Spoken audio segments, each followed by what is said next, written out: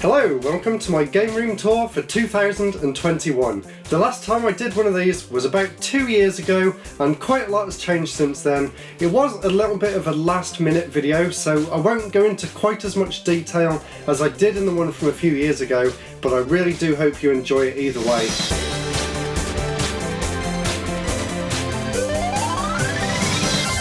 This video is sponsored by Bifrost Bridge Studios. As well as working very hard on a Game Boy game, a board game, a card game, a graphic novel, fan art and more, they've also just released their first issue of the Neurodiverse Fan Art magazine. The magazine features fan art from loads of different games and films, as well as some activities for you to fill out with your family. If you like what you see here and want to have a read through all of it and try out the activities, you can click the link in the description. Now on with the room tour.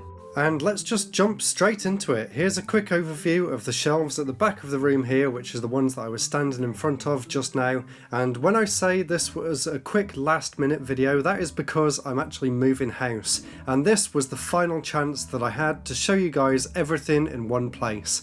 As you can see here, everything's not exactly that well organised. You can see a lot of random games for a lot of different random systems here. There's some DS games going down the side there. There's some Game Boy Advance games in the middle. There was some SNES and N64 games on the right, and there's some 3DS games there as well. There's also a few old Windows 95 games, as well as a load of PS2 games a bit further down here, and some more Windows games on the side there. And I just moved that poster out the way there so you can see the rest of the PS2 games. There's also a few things hidden away down the side here, which are kind of difficult to see. I think one of them there was Conker for the Game Boy Color. And now we're taking a look at the shelves on the other side. It is going to be a bit of a whistle-stop tour around this room because I literally had about 10 minutes to film all this before we had to pack everything up and get everything out of here. Here's a look at some of my Dreamcast games, and behind there was also a load of Sega Saturn games, so I'm showing you a bit of what they are now. Also up here, here's my Switch games collection, as well as, a bit more interestingly, my N-Gage collection on the side there, and behind the Switch games, that's where all my Wii U games are as well, so let me know if you spot any games that you enjoy from my collection as we're going through it now. I apologise about it being a little bit fast. Hopefully when we move into the new house, I'll be able to slow down a bit and give you all a really good tour of the new game room. I can't wait to show you all what it looks like. What I was showing off there, that is a figure from one of my favourite games of all time, Mana Khemia, and across here, here's some of my PSP games.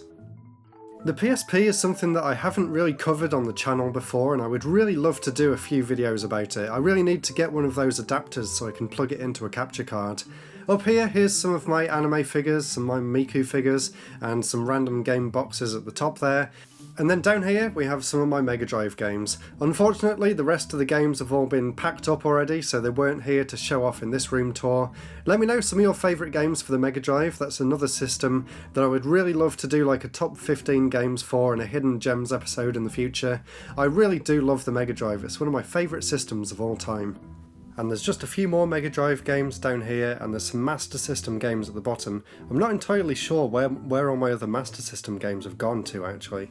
And here's a look at some of my DS games. These are the ones that are on the top of the shelf that we saw at the start of this video.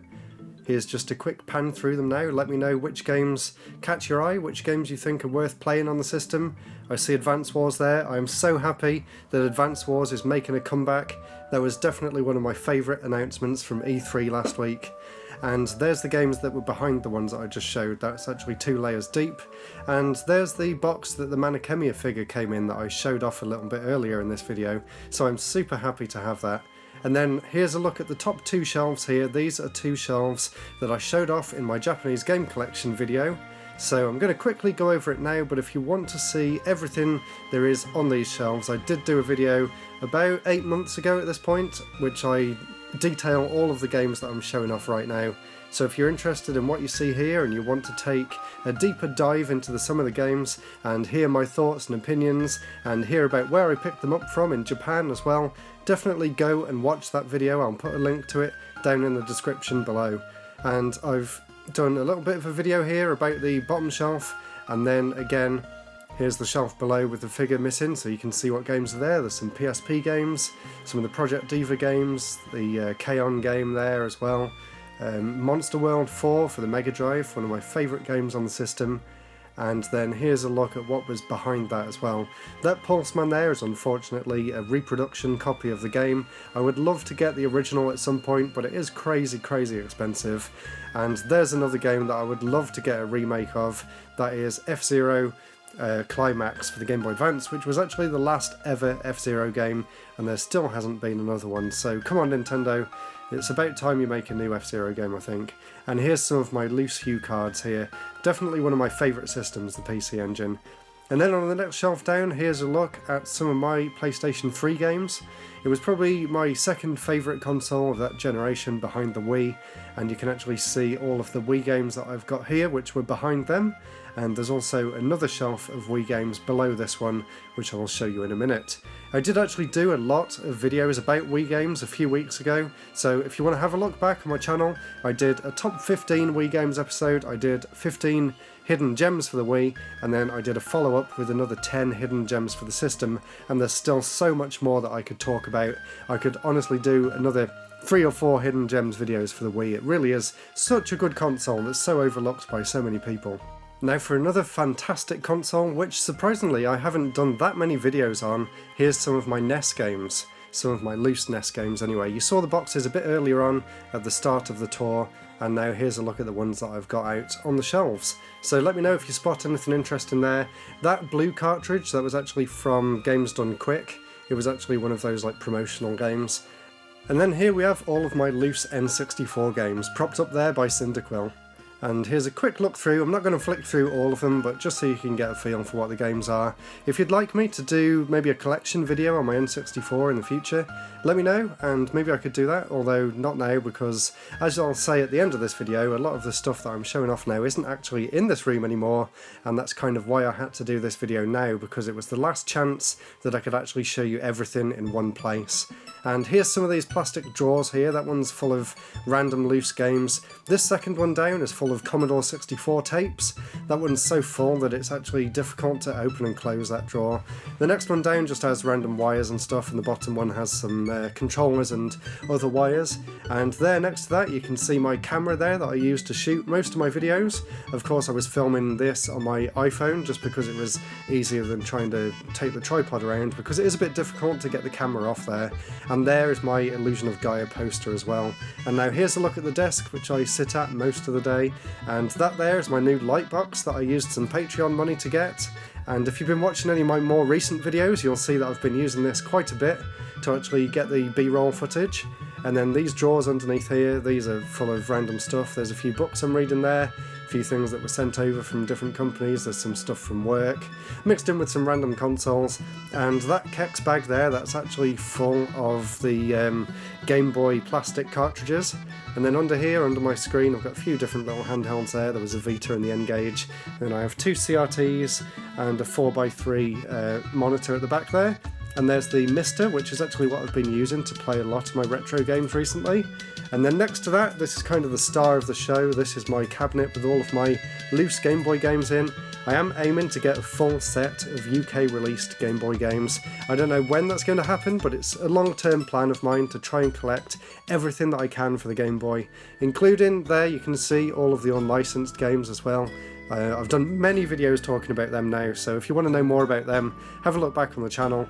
And I've also done a few collection videos actually about my Game Boy collection as well, so if you want to hear a bit more in-depth about these games and some of my stories behind getting them and my memories of playing them back in the day, definitely go and have a look back. There you can see I've got the Numskull Pac-Man Quarter Arcade machine, and I've got a Vectrex there as well. And back on the topic of Game Boy before we move on, here's all of the homebrew games that I've got. I didn't really have anywhere to store them while I was doing this, so I just propped them up on here. You can see there's been so many great homebrew games over the past few years, and there's loads more coming later this year as well that I can't wait to make videos about. I'm really excited for what's coming. And then, unfortunately, the camera actually cut out now, so this bit is kind of cut down from what it was supposed to be originally. So here's a quick little sneak peek as to what's in these drawers.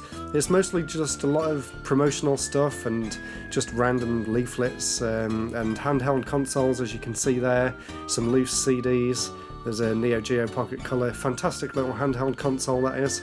That is my original Trackmania Sunrise disc. I did do a Trackmania video if you want to go and see that. Here's some more loose Game Boy games that didn't fit in the drawer there. There's quite a lot in there. Maybe I'll do a video about the ones that I've just got randomly there.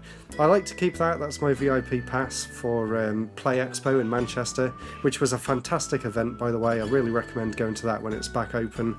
And I'm just showing you now, you see those plastic boxes there? That is what the rest of this tour was going to be, but unfortunately the camera cut out and I've actually moved everything away now. So the reason that it was only a short video is the fact that, as you can see, even now a lot of the stuff is missing and a lot of the stuff on this other side here. And the reason for that is because I'm getting a new house very soon, so this was literally the last chance that I actually had to show you all the room. Unfortunately, the last part of the video cut off, and as you can see down here, the stuff that was there is no longer there anymore because I've already begun the moving out process. So unfortunately I had to cut this video a little bit short, but I really hope you enjoyed it. That's all for now though. Let me know what some of your favourite things were from around the room, and I'll try and keep doing weekly videos while I'm in the process of moving house. I may have to take a week or two off, but I'll let you all know ahead of time.